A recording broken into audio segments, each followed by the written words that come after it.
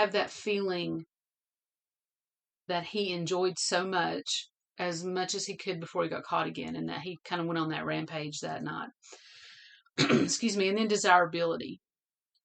There are others who looked for victims, and they had to have an attachment to them based on, were they sexually attracted to them? Was there something that person did that they were intrigued by?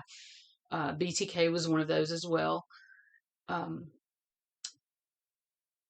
Jeffrey Dahmer, desirability. He actually said that he loved many of the people that he killed. I mean, did he really love them? No, not in the sense that we love people. His type of love was very much skewed. It wasn't normal love. It was more obsession. But he desired those people, and when he was able to actually bring many of them into his home with the promise of money for taking photos or even a romantic relationship. And then when they started to leave is when he panicked. So desirability for him was very important. Now, Bonn goes on to explain that availability is primarily determined by the lifestyle of the victim or circumstances in which he or she is involved that may provide the offender access for an attack. For example, a single female who regularly spends her evenings at home alone is available for a break-in attack by a serial predator. Again, that makes perfect sense. Who's available? Let's watch their schedule. Let's see what their schedule is, and then take advantage of that. And then there's vulnerability. It's defined as the extent to which the victim is at risk or susceptible to attack by the offender. A single female walking down the street at night is less vulnerable to attack if she's accompanied by a large dog. Makes sense, right? If she's walking down the street with a group of her friends, they're not even going to look twice at that person, because it would be almost impossible to get close to this female to kill them or whatever else. Desirability is highly subjective, and it's described as the attractiveness or appeal of the victim to the offender. Victim desirability includes numerous factors related to the motivation of the offender and may include characteristics such as race, ethnicity, gender, age, body type, or other specific criteria established by the serial killer. We look at this as, if you have someone like Edmund Kemper, who despised his mother, while he did kill, many different, people with different characteristics, he would gravitate towards those who looked similar to his mother or had the same hair color or the same eye color or the same body shape, because in his mind, he was taking out revenge on his mother.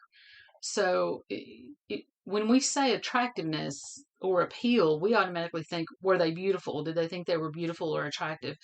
Attractiveness can simply mean what attracted you to that person. So for Kemper, some of his victims reminded him of his mother, and he didn't necessarily find them sexually attractive, but those were the people he wanted to take revenge on, because he could fantasize that he was killing his mother, which he eventually did anyway. At a symposium on serial homicide in 2005, the FBI and other experts in criminology and forensic psychology had an in-depth discussion about the motivation of serial killers. The attendees made a number of observations and recommendations for serial homicide investigations that are related to the motivations of the killer. This was also presented by the FBI in Serial Murder Multidisciplinary Perspectives for Investigators. The specific observations made by attendees at the symposium are as follows. The motive can be very difficult to determine in a serial murder investigation. A serial murderer can have multiple motives for committing his or her crimes.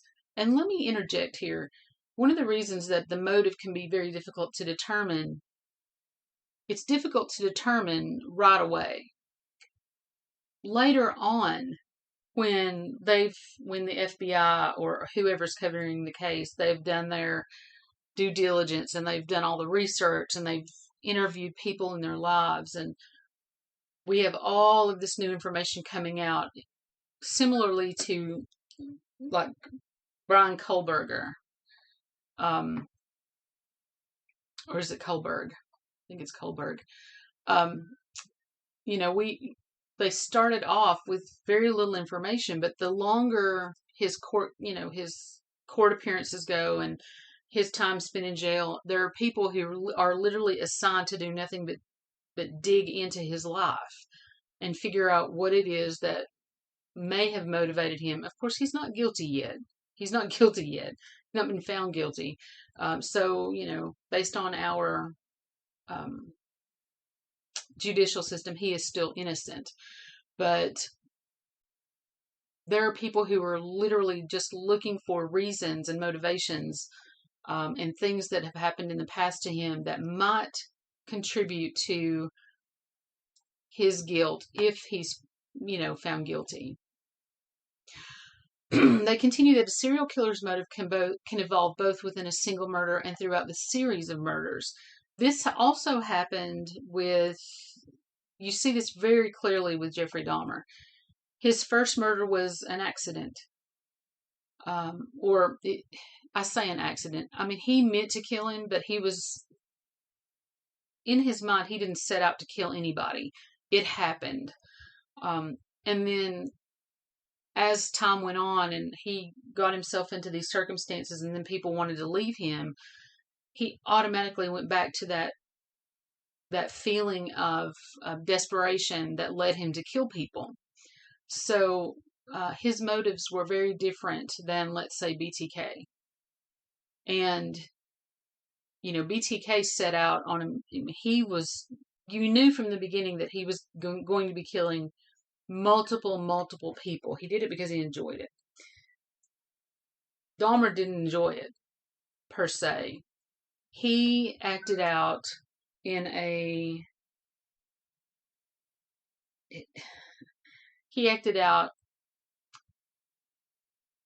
because of that desperation of people wanting to leave him all the time, and he felt that was the only way. It didn't really occur to him that he might be able to speak to that person and say, hey, let's go out tomorrow. What are you doing tomorrow? I know you can't stay tonight, but maybe tomorrow night we can go have dinner. Or, he didn't have those conversations. His immediate thought process was, they're leaving me right now in this moment and I have to stop it. So he killed him. Even if a motive can be identified, the FBI says, it may not be helpful in identifying a serial murderer. Utilizing investigative resources to discern the motive instead of identifying the offender can derail or bog down an investigation. So what they're saying here really is the motive really important at this time? It's not. The motive is not important, really. Not in the beginning. Because if they're trying to identify an offender that is still out and loose, then really the motivation is one of the last things they're going to think about. They're wanting to know, who was around that person that was murdered, what were the circumstances that led up to that murder. Pretty much everything else except motive. Now they get to motive later, and that's mainly because you have to prove a motive in a court of law. I mean, that's part of that process. What's their motivation? And you'll often, if you watch any TV shows that talk about court cases and so forth, they'll say, they never established a motive. And many times those cases, don't end in the perpetrator being convicted of anything. Or perhaps convicted of a lesser charge because they didn't have enough of a cohesive case to prove motivation. Because the point is, in a court of law, what is the reasoning that you killed this person? You have to have a reason. If I can't find a good reason for you killing this person, then you likely didn't do it. That's the frame of thought, or the thought of jurors typically have to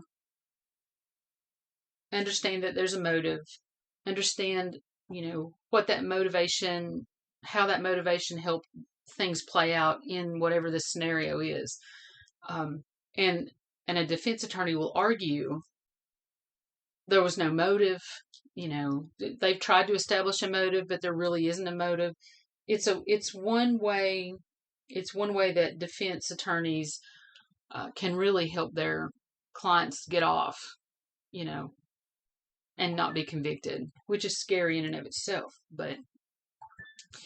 And then Bonn and the FBI says investigators should not necessarily equate a serial murderer's motivations with the level of injury.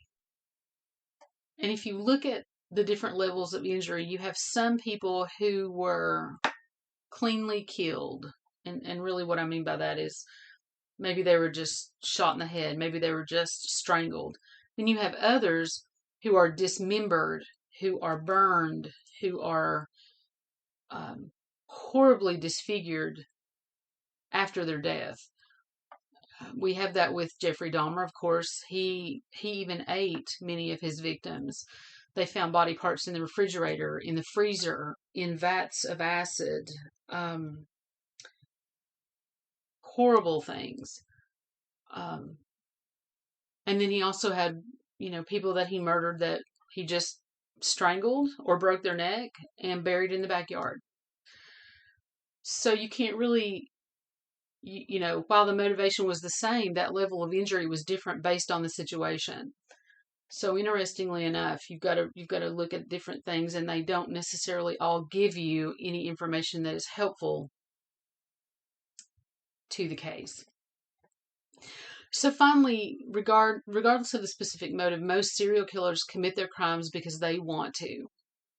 The exception to this would be those few serial killers suffering from a severe mental illness for whom no coherent motive exists. We know motives of the majority of serial killers that we are aware of. We know what the motives are, and we trace most of those back to their early childhood experiences. Were they abandoned by their mother? Did they have any attachment to their family? Were they severely abused growing up? Were they taken care of? Did they have anyone in their life that cared about them or showed them any love or acceptance? And we look for those motivators because it helps us understand, as a society, the risk factors. If you have a family unit that looks similar to this, that's why we have the ACEs list. That's why we have the McDonald Triad. That's why we have multiple, I would even gesture to say 100 or more different checklists that you can use based on, psychological examination of these serial killers after they're convicted. So it's not that we don't have the information. I think the biggest thing for us is, how do we attack that? How do we use that information to make a difference in the lives of children? How do we take what we learn from all of these cases, from the investigations of like the FBI or other psychologists, criminologists? How do we use that information to change the world? And that's really a struggle, because it's not black and white. It's certainly not. There's so many gray areas. Now, the attendees of that 2005 FBI Symposium on serial murder suggested that broad, non-inclusive categories of motivation be utilized as guidelines for criminal investigation. They argued that such categories can assist law enforcement authorities in narrowing the pool of suspects in a serial homicide case. The attendees at this symposium identified 7 general categories of motivation to be used as guidelines for investigative purposes. Very important that you note that they say guidelines. Guidelines are simply guides. They're simply they simply help us create a pathway to understanding, but they are not hard and fast. It's not black and white. Remember, it's gray. So these are guidelines. It's not going to, while it may work for this one person, it's not going to work for this other person. That's why it's such a tricky, science. It's such a tricky subject to tackle. And of course, they have a disclaimer that the categories are not intended to be a complete measure of serial offenders, nor are they intended to comprise a theory of their motivation. As concisely reported by the FBI in 2005, they